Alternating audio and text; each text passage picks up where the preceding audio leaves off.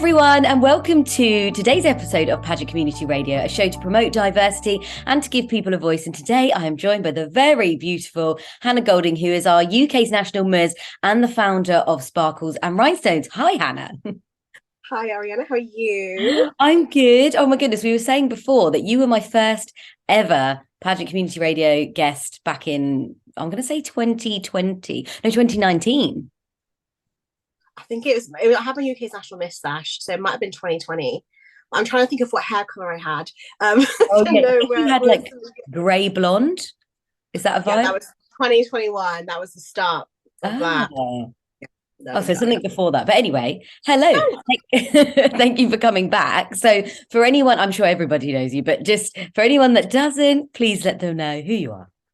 Yes, so my name is Hannah Golding. I am your current UK's National Miss. I was crowned in July last year. It was weird saying last year. And I've been in pageants for 13 years, long time. And I'm also the founder of Sparkles and Rhinestones, author of the Ultimate Pageant Handbook, and just, crazy pageant lady. So, yeah. Crazy pageant lady. I love it because you are literally everywhere with pageants. You give people advice, you coach people, you've written books. Like, it's amazing. Like, what is your love of pageants? Why have you got such a love for pageants? So pageantry for me, when I first came across it, I didn't realize it was here in the UK. I was obsessed with Miss Congeniality when I was younger. It was one of my go-to favorite films to kind of like escape reality. So when I knew that pageants were a thing, I jumped in there. And pageants for me is kind of like my lifesaver. I grew in so much confidence. It helped me through a lot of dark times, and most of my social life is pageantry, so like I kind of can't escape it, but there's just so much you learn and enjoy from pageants, and it gives a different reality compared to like in the daytime. I am in joggers and a t-shirt, I'm a mum, so it's nice to be a little bit glam. So this is the middle of the day, this is unheard of glam. We are, I know, daytime glam. Literally, that's pageantry. I love it. So tell us about Sparkles and Rhinestones as well, because obviously we've heard before, but why did you start it, and why do you feel like you need to, help others in the way that you do? So Sparkles and Rhinestones started in 2017, so we're coming up to our 6th year, which is crazy. When we first started, I kind of felt really defeated after not placing in a pageant. It was actually Galaxy. And the journeys of how we got there to here is amazing. But there wasn't anything for pageants in the UK, so we didn't have any like this right now. We had nothing like this, no advice pages, no podcasts, no books, nothing. So when I started, it was like to celebrate UK pageantry. So we had Pageant of the Week, we told about different systems, and we had different articles and blogs. And then it's just kind of evolved from there. We had confidence sessions, we have the handbook, we've had the podcast, we have Pageant Con, and we've just grown in so many ways. And I've always wanted Sparkles and Rhinestones to be really like cost effective for pageant girls, because not everyone can afford coaching or can afford to find out this information. So we've been able to do low cost events which fundraise for charity, and my costs for coaching are really low, because for me it is a hobby and a business, but it's also helping people develop, really good skills that can transfer into real life. Like, one of my clients is a firefighter, and she had it from her interview skills, and another person thanked me recently saying she took everything from our session and put it into her job interview and got the job. So it's really nice to know that you have a contribution to someone's pageant journey, even if it is just listening to the podcast in which I discuss a lot of different subjects. They just listen to my rambles for an hour, which is great. So obviously you do all of that, and then you decided to take on UK's National Miss last year. Was that strange to kind of be a coach but then also go onto the stage? Was that like a strange thing to do? So I hadn't had an interview since 2017. So when I first won Yemi, and then of course, because the internationals, you have like an on-stage question. So I'd never been in an interview room. I've never had to like since 2017. Because it's been a long time. But going from an international crown to going back to a finalist was a big adjustment. And also, it's the pressure of people are going to be like, oh, wow, can you practice what you preach? Like, they look at you under a microscope. But I mean, I know my best round the first time was interview because I got my feedback and that's what it was. And I definitely know that that got me in that position because I was hobbling around after the hip surgery and I should have competed, but I'm stubborn. I'm a Taurus. So that's what I did. And I had to be part of the first ever finals. But yeah, coming back, I knew what I wanted to represent and what I wanted to do. I was not scared of the interview because you can prepare in so many different ways. I knew whatever question I was going to try and smash it, and well, here I am today. But yeah, it's adjustment, and I knew that the second time round, I changed my platform completely, and I changed what I wanted to be because this was my true authentic self. What was happening with my fashion wear on stage, like I wanted to showcase so much within pageantry that some people are kind of scared to talk about and yeah, to get into it. Yeah. So tell us what that was again. So my platform is Use Your Pageant Voice. So this is where we discuss the uncomfortable conversations that happen, not just in pageantry, but the world. So for example, talking about trans women and them competing or, just their livelihood, the LGBTQ community, talking about, especially myself as a plus size woman, the PM pageantry last year gained, national and international press because is not the stereotypical norm that we talk about in beauty standards. And my fashion wear, where pageants used to be protested by feminists, I wanted to bring the protests to the stage. And so my fashion wear I hand painted with different protest signs, so everybody is a queen body, obviously, trans women are women, there's so many different plaques. There are lots on the little ones as well written. And I wanted to, make a statement in my fashion wear. That's why I wore black. And then this hand paint tray is really heavy as well. I was really scared with the change of stage that I was going to hit someone because I was like, I knew the stage was quite wide and then it changed. I was like, oh my goodness.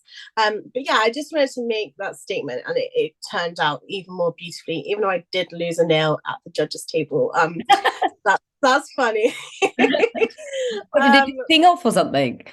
Well, I had stick-on nails, so I didn't have time because I went from Texas straight to Manchester. So I had stick-on nails, and yeah, it flung off. Why did I not see that? I know, no one. I was like, oh my god, everyone saw it, but no, I don't think anyone really did. Nobody saw I it. laughed at it when I saw that. I was like, that split second, I was like, oh my goodness. But there's a picture where I'm like smiling, and then smiling. See, things happen on stage, but you carry on. And then look, you've got one of the biggest pageant girl crowns. These crowns are big. Bring it close. You look at that, sparkly. I love the colour of that blue as well. It's just beautiful. So UK's National Miss, what have you been doing this year? Like what does it entail? What do winners get? So I said this many times. It's the first time in my pageant career as such that I've never had to prepare for the next stage. Because there's no internationals, it's national, which means I get to, I say relax, but I'm not. This is my 63rd appearance now. In my reign, I want to do at least 100, which I definitely do with what I've got planned, hopefully. But I've been fundraising for Switchboard, which is an LGBTQA plus mental health charity. So they do, they have helplines accessible, every single day of the year. And we've raised 600 and I think we're on 630 now. My goal is 1,000. So we have Pageant Con. Pageant Con started in 2020, the start of my UK's National Miss journey. And once again, different experts every year. It's just a great thing to have, and you can watch in your PJs. I wasn't in my PJs. I was in jogging bottoms and the bottom hat. Yeah. We were all business. That's all business on top, jogs down there. But I really wanted to use my voice, as I said with the platform. It's really just speaking out there, and people think that just because you become a queen that means you become silent, which is not the case. So once again, I've been sharing lots of different things. This month alone, I conducted a survey called the Pageant Body Survey, where 100 pageant girls gave their experiences on their body image and what pageantry had taught them or told them. So we're discussing that at current present times, and it's shocking some of the things that I've said, and we've talked about how pageants should be more transparent with their judging criteria, so we should see what we're actually being judged on, which I highly agree with. And I think especially for the pageant diversity pledge, that should be definitely in there, and as well as definitely. Yes, it's having that available so we know. And of course, like vetoing the judges on what they expect a pageant queen to be, because you can choose great judges. But what is their vision of a pageant queen? Are they old school? So that means, plus size women or muscly women or petite women can't compete. All girls with different skin tones, because they're not told that that's like the beauty standard, and they're judging like pageants from the 80s now judging today. So we've had lots of different discussions about that. But yeah, so my aim, my legacy of this year is to get those conversations going, to keep talking about it, because it's uncomfortable, but how can we make change if we're not doing the change?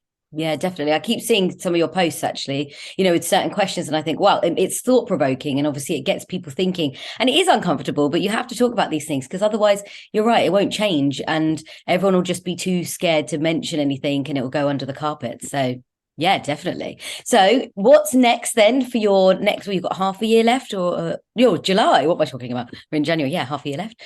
So what's next for UK's National Ms? So right now, currently, I'm still be fundraising switchboards. So we have an in-person event in March the 4th, which is basically we're having a birthday month. And also Sparkle's birthday is actually on the day of the Miss Galaxy UK finals. So it's kind of like I can't really do something on that day when there's so much happening. Oh, it's good to know though. It's on that birthday. Okay, it's on that day. That's it is, 26. So we've decided, the whole month. We're launching something special on the 1st, which I'm really excited about, and I won't say any more than that. We're just going back to our roots. That's all I'll say. In person in 4th of March in Swindon, and also an interview masterclass online. And for myself, I'm going to be attending lots of events. I'm presenting a couple of events, which I do a little bit posted, but I like to sit back and enjoy sometimes. But I can't judge, obviously, because I'm a coach. So it would be very wrong of me to judge. So I'll just do it on the sides. No, I'm joking. Your personal coaching. I will be the clapper and the cheer and the whooper. But going to loads of different charity events, just making the most of it, because you only get a year. And also, we do have our Queen's Retreat in April, and I have my Wade photo shoot this weekend. Oh, you did it. Yes. So you're going to a Queen's Retreat. What does that entail for anyone that wants to, join UK's National Miss? Because there's a 2 days. So the UK's National Miss is such a great prize package as well, because I've got £350 dress voucher from the dress studio, and one thing I was really worried about is not finding a dress my size. But when there was I think I tried on 10 or more dresses, and I never get to do that at all at a dress studio. So I was like, oh my goodness. And also I got my dress. We have a Queen's Retreat, which is 2 days in Cumbria, and this really big mansion style house thing. So we have Charlotte Clemmy taking photos of us, and just a bonding experience. It's now Penelope's birthday though, so I'm going to say to her it's kind of like her early birthday. Oh, that's cute. That's one stone. But so you have there's so many things that you get. But I think just being one of Holly Queens yourself, you are one of Holly's Queens, and you just know how much time and effort and energy is spent into providing us with being the best queens we can be for the year. There's no pressure. We can be our own queens. We just have nice, pretty crowns and stuff. Pretty crowns, I know. Holly does have some very good crowns all across the board, and she's got some fabulous queens as well, if I do say so myself. So the question I always ask on this podcast, obviously I started this, to promote diversity and celebrate culture back in whenever it was when I started my Galaxy journey. And it has come a long way. And I've seen so many podcasts, so many people talking about culture and diversity, and, really going out there on stage and kind of owning it, and just highlighting things, and it's been amazing. It's been really transformative, I think, for the pageant industry. It's been really good. But why do you think diversity is so important in pageantry? I think it's so important because it's seeing yourself represented. I have so many people comment on my posts on TikTok or on Instagram about how they didn't know that plus size girls could compete in pageants. Recently, one time she was told, one of the girls said that her mum told her she was too big. And so she didn't even know that there are curve pageants that exist.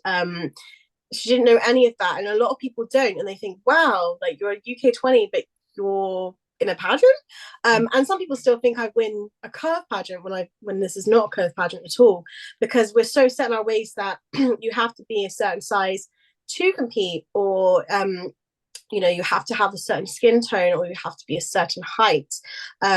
And that's why it's really important for all pageantry to show everything, not just the winners, but the people who compete, the people who make pageants what they are. And this is why also I really love the awards as well. I know this is going on a side thing, but not everyone gets to win a crown, but there are so many amazing people in pageantry that do amazing works. That's why these awards are really good to award them. So if you haven't voted already, people, there are 2 pageant awards that are happening. Vote for us. No, but it's really important to see yourself. We can't make, as I said, we can't make that change unless we be the change. We can't be that representation unless we do it. If you don't see yourself represented, get yourself in there. It may be a really big struggle, but let's be honest, when it came to women's vote, like, we weren't able to vote, able to open our own bank account, we were able to do anything without having a man. And it was those women that created that change. The people that, when it came to segregation, people stood up for what they believe in and wanted to see themselves represented. And that's what we have to do. I know it's not as big as that on pageantry, but sometimes it is. Sometimes it is as big as that in someone's life. You can't diminish that.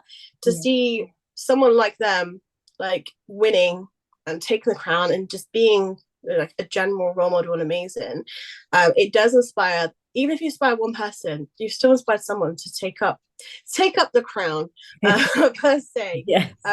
It definitely is very important to be visually represented at all levels, and promote that diversity.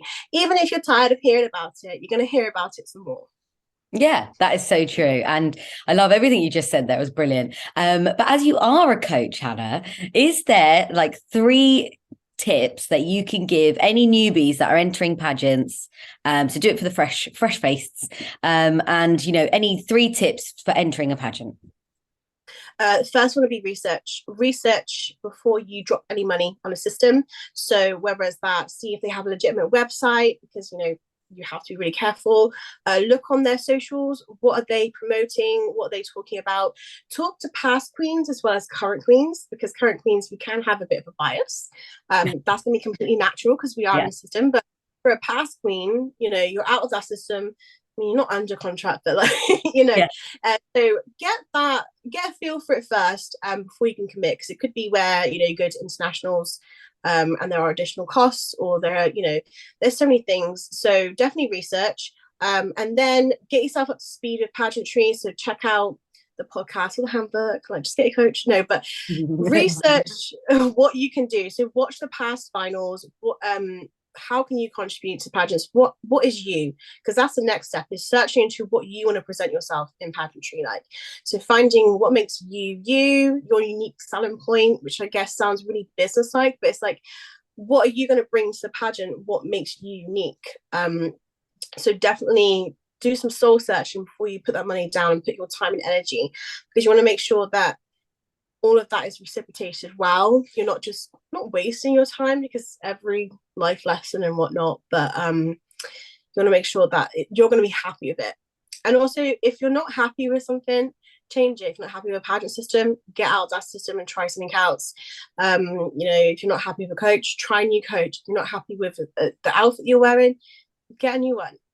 You don't have to stick to things just because that's the norm. If you're not happy, your own personal happiness is the most important. Everything with pageantry. So you'll get lots of advice. You'll see lots of conflicting advice as well. You'll see so many pageant systems, and everyone's like, mine's the best. No, mine's the best, and this is this and this is that.